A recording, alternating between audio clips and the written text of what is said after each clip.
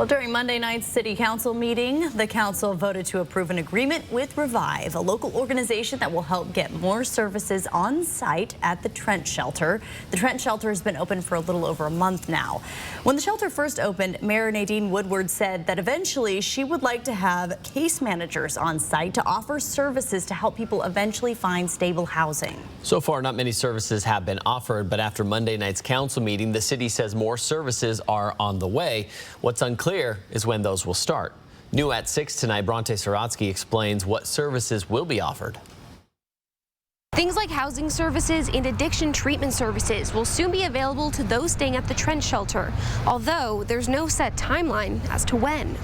The services will include things like employment connections, resume or other employment support. Those services will be provided by the Revive Center. On Monday night, the City Council approved Revive as the organization to provide these new services.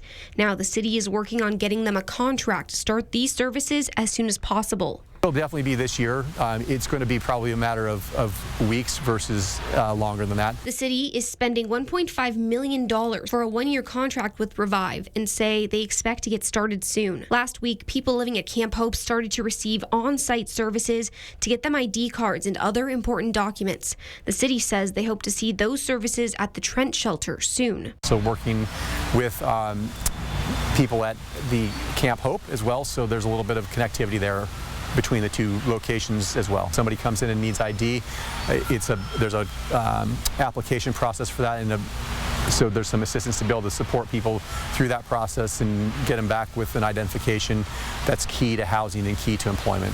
The city says everything else at the shelter has gone on as usual. I did ask the city if any of these services could be affected by the mishandling of funds by a former Guardians employee. I was told that they will not. Now 4 News Now will continue to follow that story and bring you updates as they become available. Reporting in Spokane, Bronte Saratsky, 4 News Now.